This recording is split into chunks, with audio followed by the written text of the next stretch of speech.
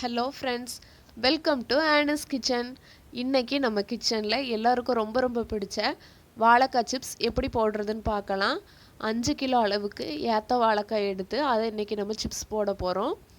First மேலே உள்ள தொலியை நல்லா இது மாதிரி சீவி எடுத்துக்கலாம். எல்லாத்தையும் ஃபஸ்ட்டே சீவி வச்சுக்கலாம். பாருங்கள், இது மாதிரி நல்லா சுத்தமாக தொலி இல்லாமல் சீவி எடுத்து வச்சாச்சு. இப்போது இதே மாதிரி வாழைக்காய் சிப்ஸ் போடுற கட்டை இருந்துச்சுன்னா இதில் நீங்கள் சீவி எடுத்துக்கலாம். இதில் சீவும் போது எல்லா வாழைக்காயும் ஒரே ஈவனாக இருக்கிற மாதிரி நீங்கள் சீவி எடுத்துக்கணும். அப்போ தான் நமக்கு எல்லாம் ஒரே மாதிரி வெந்து வரும். இந்த கட்டை இல்லைனாலும் நீங்கள் கத்தியில் சீவினாலும் போதும். கத்தியில் கூட நம்மளால் ஒரே மாதிரி ஈவனாக சீவி எடுக்க முடியும். எது உங்களுக்கு கம்ஃபர்டபுளாக இருக்கோ அதை நீங்கள் யூஸ் பண்ணிக்கோங்க. பாருங்கள், எல்லாத்தையும் நான் சீவி எடுத்து வச்சுக்கிட்டேன். இப்போ இதை நம்ம எண்ணெயில் பொரித்து எடுக்க போகிறோம். எண்ணெய் கொஞ்சம் நிறைய ஊற்றிக்கணும். அப்போ தான் சிப்ஸ் நல்லா முங்கி வேகும். பாருங்கள், எல்லாமே இந்த சைஸுக்கு ஒரே மாதிரி ஈவனாக கட் பண்ணி எடுத்துருக்கிறேன். ரொம்ப மெல்லுசாகவும் இருக்கக்கூடாது, ரொம்ப தடியாகவும் இருக்கக்கூடாது. அது மாதிரி பார்த்துக்கோங்க.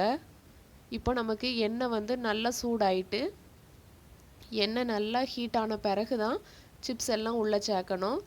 ஃபஸ்ட்டு நல்லா பபுள்ஸ் வரும். அப்புறம் நல்லா வெந்த பிறகு பபுள்ஸ் எல்லாம் அடங்கி இது மாதிரி சிப்ஸ் எல்லாம் மிதக்கும். அந்த டைமில் நம்ம எல்லாத்தையும் வெளியே எடுத்துடலாம்.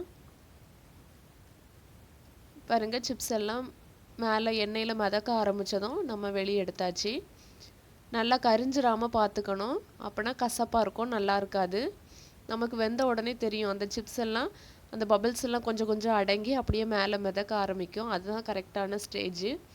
அந்த ஸ்டேஜில் எடுத்துருங்க. இப்போ நம்ம ஒவ்வொரு பேட்ச் பொரித்த உடனேயும் இதில் உப்பு, வத்தத்தூள் இந்த ரெண்டையும் நம்ம சேர்த்துக்கணும். அப்போ தான் அந்த சிப்ஸ் நல்லா ஹீட்டாக இருக்கும்போது அதில் இந்த ஸ்பைசஸ் எல்லாம் நல்லா ஒட்டி பிடிக்கும். நம்ம அதுக்கு பிறகு உப்பு, மிளகாத்தூள் சேர்த்தோன்னா அது சிப்ஸில் நல்லா பிடிக்காது.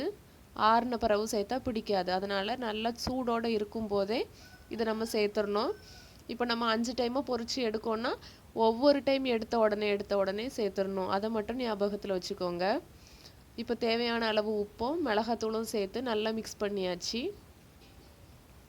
இப்போ நம்ம பொரித்து வச்சுருக்கிற சிப்ஸில் இதை கொட்டி நல்லா குலுக்கி எடுத்துக்கலாம். பாருங்கள், சிப்ஸில் போட்டாச்சு. கொஞ்சம் கொஞ்சமாக போட்டு நல்லா குலுக்கி எடுத்துக்கலாம்.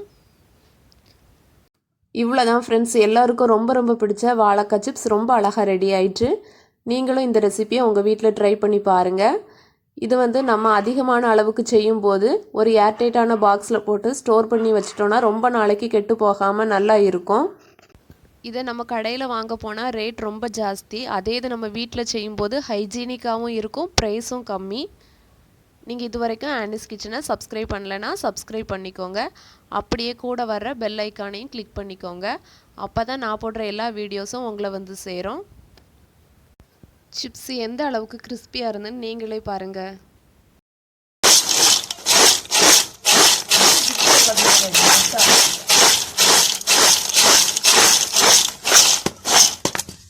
தேங்க்ஸ் ஃபார் வாட்சிங்.